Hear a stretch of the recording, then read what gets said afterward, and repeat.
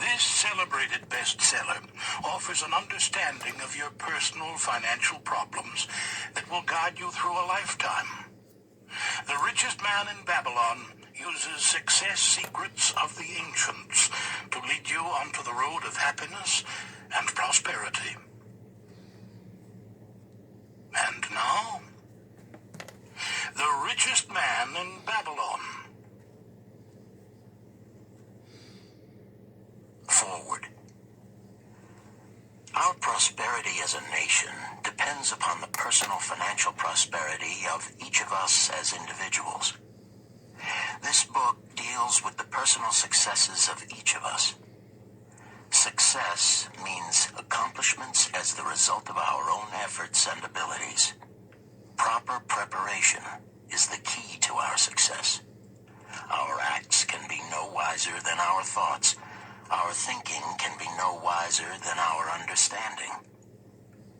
This book of cures for lean purses has been termed a guide to financial understanding. That indeed is its purpose, to offer those who are ambitious for financial success an insight which will aid them to acquire money, to keep money, and to make their surpluses earn more money.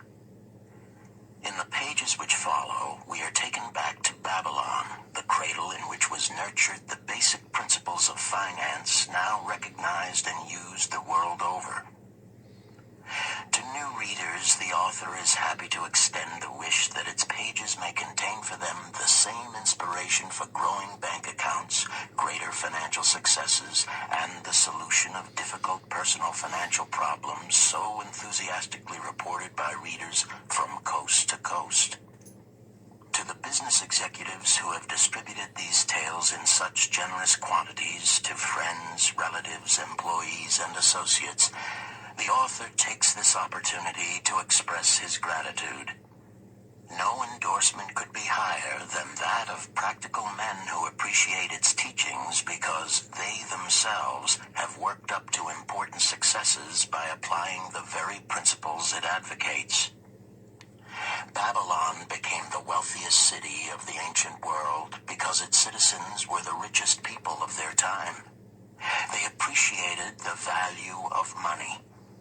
They practiced sound financial principles in acquiring money, keeping money, and making their money earn more money. They provided for themselves what we all desire: incomes for the future. GSC. Chapter 1. The Man Who Desired Gold. Banseer, the chariot builder of Babylon, was thoroughly discouraged. From his seat upon the low wall surrounding his property, he gazed sadly at his simple home and the open workshop in which stood a partially completed chariot. His wife frequently appeared at the open door. Her furtive glances in his direction reminded him that the meal bag was almost empty and he should be at work finishing the chariot, hammering and hewing, polishing and painting, stretching taut the leather over the wheel rims, preparing it for delivery so he could collect from his wealthy customer. Nevertheless, his fat, muscular body sat stolidly upon the wall. His slow mind was struggling patiently with a problem for which he could find no answer. The hot tropical sun, so typical of this valley of the Euphrates, beat down upon him mercilessly. Beads of perspiration formed upon his brow and trickled down unnoticed to lose themselves in the hairy jungle on his chest. Beyond his home towered the high terraced walls surrounding the king's palace. Nearby, cleaving the blue heavens, was the painted tower of the Temple of Bel.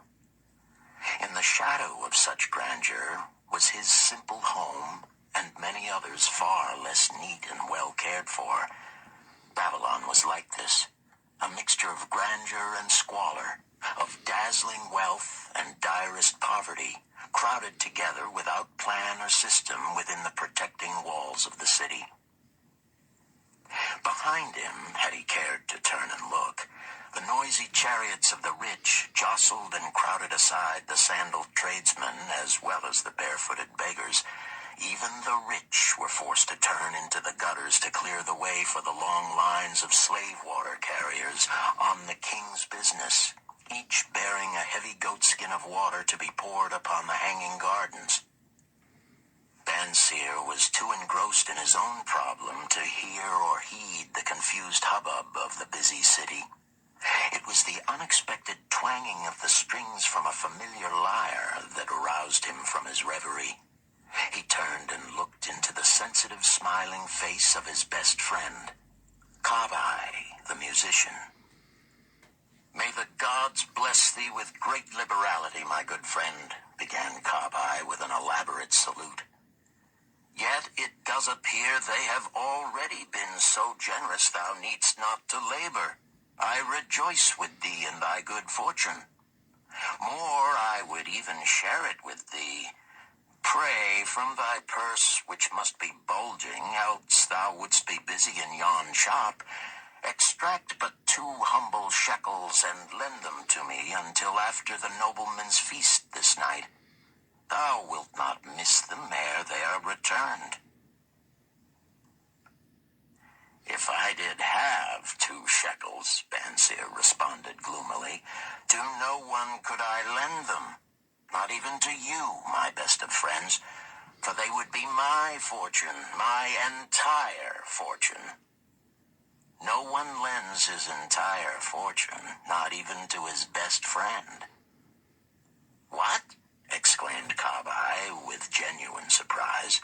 "Thou hast not 1 shekel in thy purse, yet sit like a statue upon a wall. Why not complete that chariot? How else canst thou provide for thy noble appetite? 'Tis not like thee, my friend. Where is thy endless energy? Doth something distress thee? Have the gods brought to thee troubles?" "A torment from the gods it must be," Banseer agreed. "It began with a dream, a senseless dream in which I thought I was a man of means. From my belt hung a handsome purse, heavy with coins. There were shekels which I cast with careless freedom to the beggars. There were pieces of silver with which I did buy finery for my wife and whatever I did desire for myself. There were pieces of gold which made me feel assured of the future and unafraid to spend the silver. A glorious feeling of contentment was within me. You would not have known me for thy hard-working friend, nor wouldst have known my wife, so free from wrinkles was her face and shining with happiness. She was again the smiling maiden of our early married days." "A pleasant dream indeed," commented Kabai. "But why should such pleasant feelings as it aroused turn thee into a glum statue upon the wall?" "Why, indeed?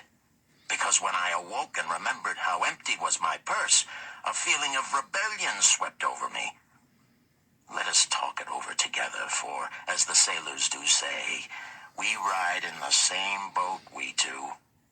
As youngsters, we went together to the priests to learn wisdom. As young men, we shared each other's pleasures. As grown men, we have always been close friends. We have been contented subjects of our kind. We have been satisfied to work long hours and spend our earnings freely. We have earned much coin in the years that have passed, yet to know the joys that come from wealth, we must dream about them. Bah! Are we more than dumb sheep? We live in the richest city in all the world.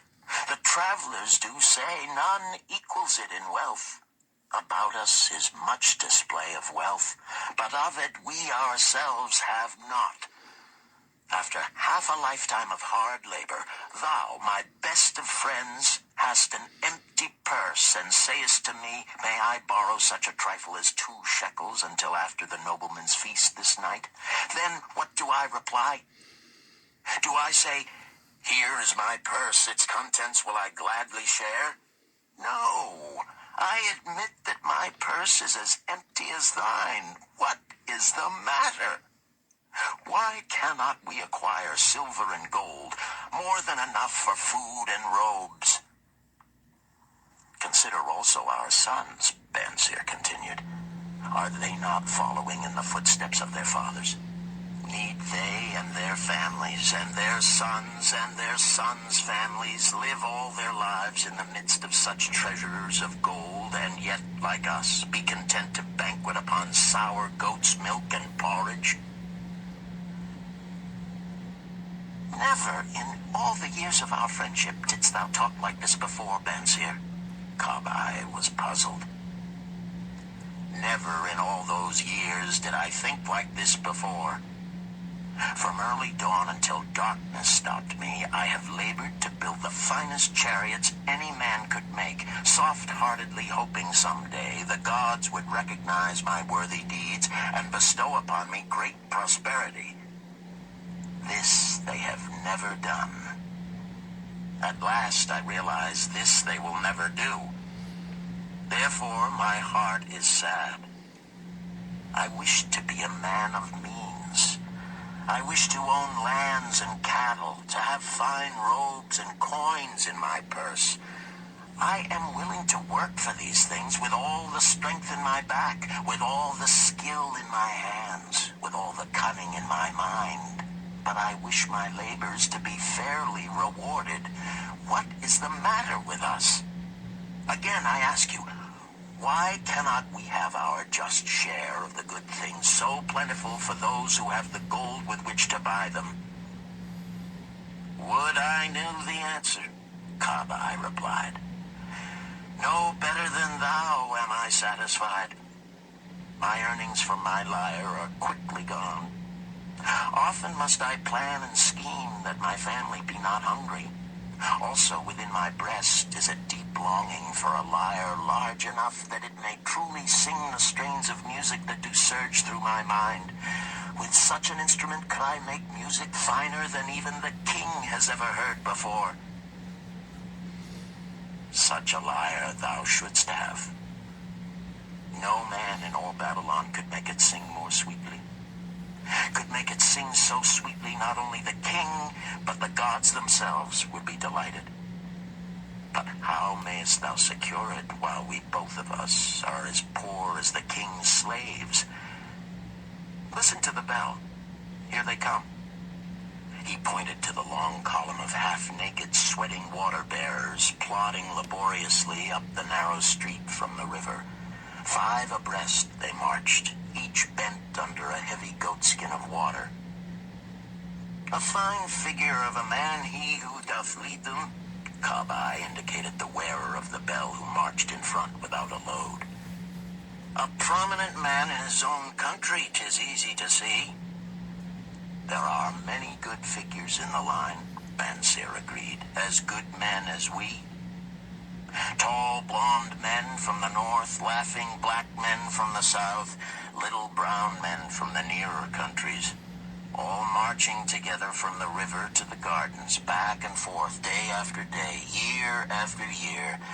Naught of happiness to look forward to, beds of straw upon which to sleep, hard grain porridge to eat. Pity the poor brutes, Kabai. Pity them I do, yet thou dost make me see how little better off are we, free men though we call ourselves. That is truth, Kabai. Unpleasant thought though it may be.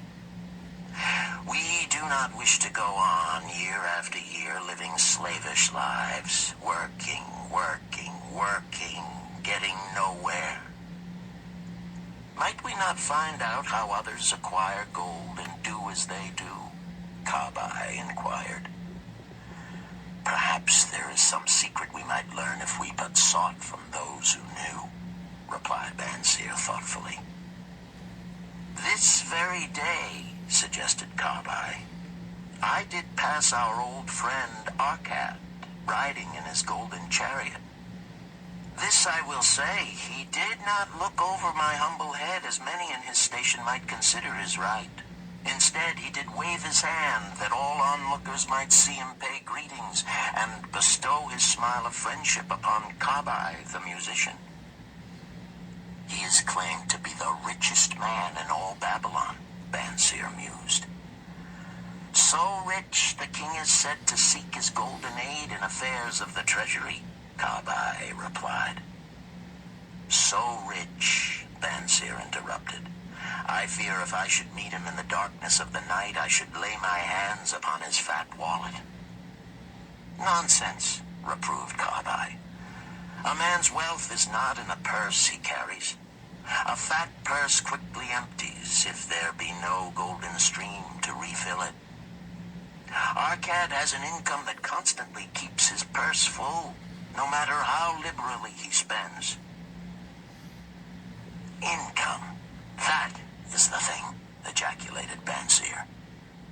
I wish an income that will keep flowing into my purse whether I sit upon the wall or travel to far lands. Arcad must know how a man can make an income for himself. Dost suppose it is something he could make clear to a mind as slow as mine? Methinks he did teach his knowledge to his son, Nomasir, Kabai responded. Did he not go to Nineveh and, so it is told at the inn, become, without aid from his father, one of the richest men in that city? Kabai, thou bringest to me a rare thought. A new light gleamed in Banseer's eyes. It costs nothing to ask wise advice from a good friend, and Arcad was always that. Never mind though our purses be as empty as the falcon's nest of a year ago. Let that not detain us. We are weary of being without gold in the midst of plenty. We wish to become men of means. Come, let us go to Arcad and ask how we also may acquire incomes for ourselves. Thou speakest with true inspiration, Banseer. Thou bringest to my mind a new understanding. Thou makest me to realize the reason why we have never found any measure of wealth. We never sought it. Thou hast labored patiently to build the staunchest chariots in Babylon. To that purpose was devoted your best endeavors. Therefore, at it thou didst succeed. I strove to become a skillful lyre player, and at it I did succeed. In those things toward which we exerted our best endeavors, we succeeded. The gods were content to let us continue thus. Now at last we see a light, bright like that from the rising sun. It biddeth us to learn more, that we may prosper more. With a new understanding, we shall find honorable ways to accomplish our desires. Let us go to Arcad this very day, Banseer urged. Also, let us ask other friends of our boyhood days who have fared no better than ourselves to join us, that they too may share in his wisdom. Thou wert ever thus thoughtful to thy friends, Banseer. Therefore hast thou many friends. It shall be as thou sayest. We go this day and take them with us.